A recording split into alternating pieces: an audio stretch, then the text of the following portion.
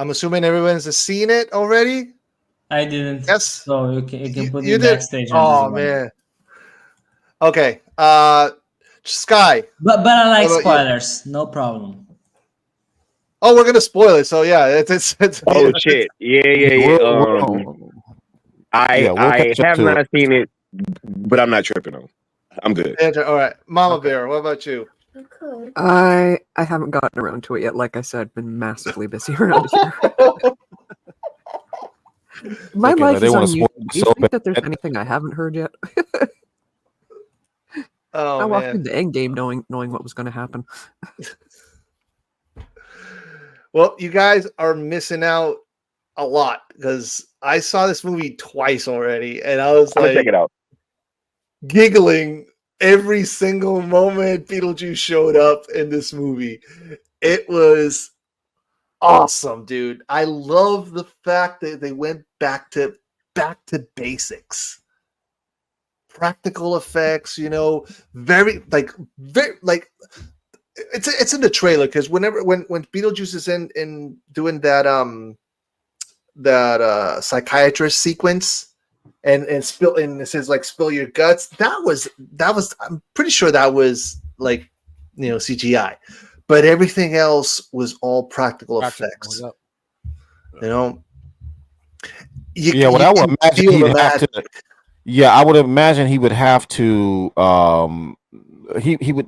I mean, movies nowadays with the cameras they use nowadays, if you're going to use practical effects, there's some things that you still going to have to let the computer do to make it yeah. look as realistic as possible. So, yeah, They definitely went over and cleaned up certain things, but it was just such a beautiful blend of the practical effects that we got in the original mixed with that touch of cleanup that you just talked about, Charles. And it was just so well done.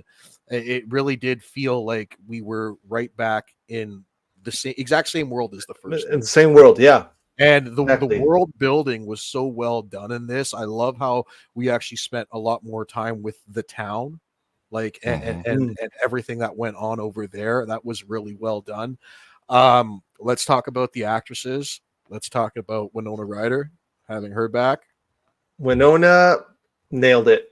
Yeah. She was, it's like didn't miss a beat. She was awesome. I love how this is clearly it's an evolved version of her character. You know that something's gone on in her life these last 30 years. It's changed her. She's not the exact same character and free spirit she was in the first movie.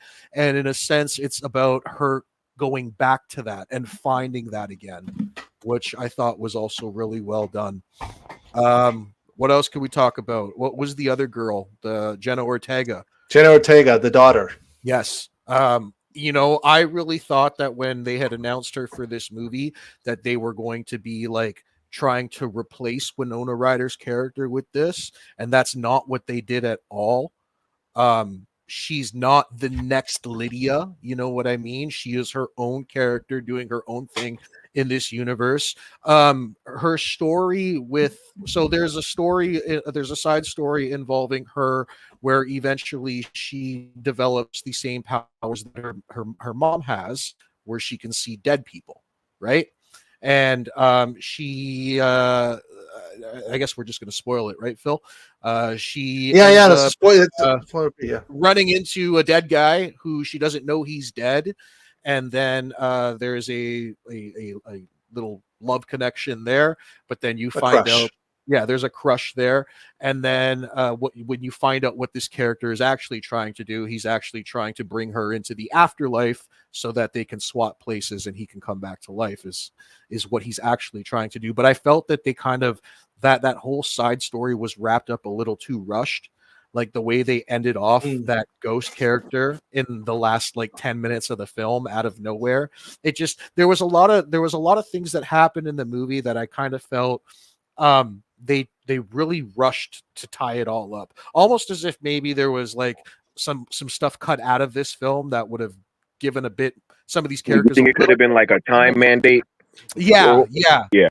Well, it was. I think because one of the things that Michael Keaton was adamant is he wanted to keep Beetlejuice in the same time run that he had in the first one. So he had like around 18 minutes. No, dude, I Screen think he time. had more than that in this one. I felt like he was on the screen way more in this one than in the I first felt it too, but they said that was around his time. But I don't know, dude. But bottom line Really? is, you can feel that like Beetlejuice is not on the screen that much, but when he's there, Oh, he's there. Yeah. he's there. He's and he's there. excellent. Michael was so phenomenal. Like it was like he didn't miss a beat. Like he put on the makeup, put on the suit, and bam. And also he did break the fourth wall. Yep. He broke the fourth times. wall on the scene. Yeah, I kind of wanted to ask you guys with regard to the story, since you guys have seen it. Did you feel like that the nostalgia payoff was done the right way? You know what I mean? Most of these movies that come out that want to revisit an old movie, they either try to throw the old line somebody used to say way back in the day, or they repeat some famous line and sometimes it doesn't always stick the landing. Do you think, for the nostalgia purposes that this movie paid off and that it actually reminded you of the first movie? And I definitely think it did. I when I was watching it, like I just felt like I was a kid again watching the first movie. Like it was very good. There was a very interesting situation with one character in this movie. So I don't know if you guys remember the dad from the first movie. But you find out in this movie that he dies, okay, and you see his character throughout the film. And there was one segment in the movie where they're showing how the dad died, but the entire scene was kind of like, when Tim Burton does his animated films like Caroline, or what were some of the other, The Nightmare Before Christmas, the entire scene was done in that animated fashion. And I thought that was a really interesting choice, but it stood out to me like a sore thumb.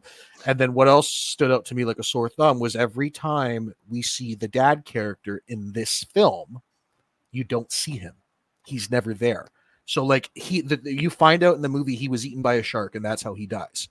So when you see him in the afterlife, Charles Dietz, okay? When you see him in the afterlife, he's missing his head. He's just a torso splurting blood, okay?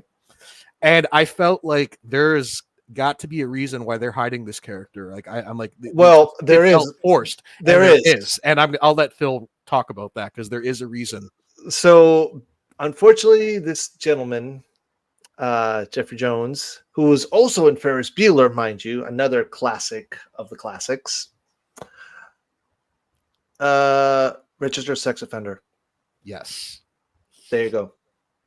He got busted in early 2000s, I believe, doing some not so nice things. Oh man.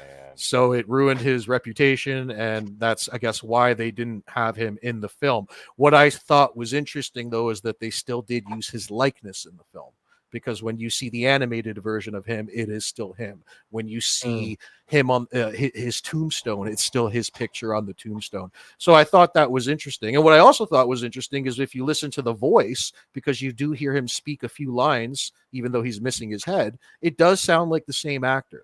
So I don't know. It could have been him. It could have been AI that they used for the voice. I don't know. I just think they didn't want to draw attention to the character because of all that.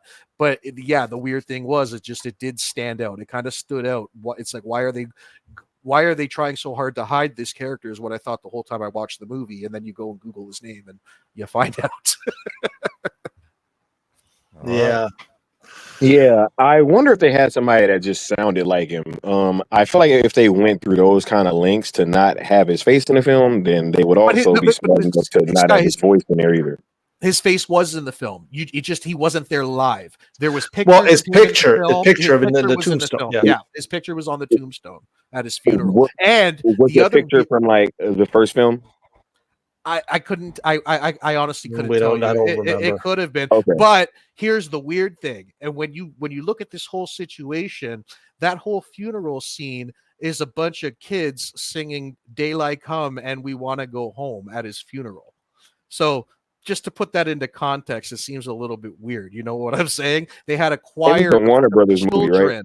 Yeah, they had a choir of children singing that at this character's funeral.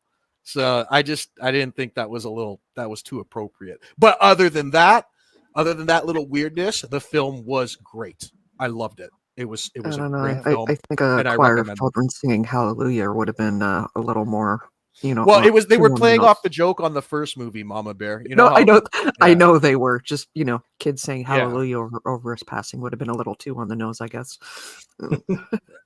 like it's just weird. You come, Mr. Taliman, Talimi Classic, dude. It's a classic. You hear that, you go back to the 80s Beetlejuice.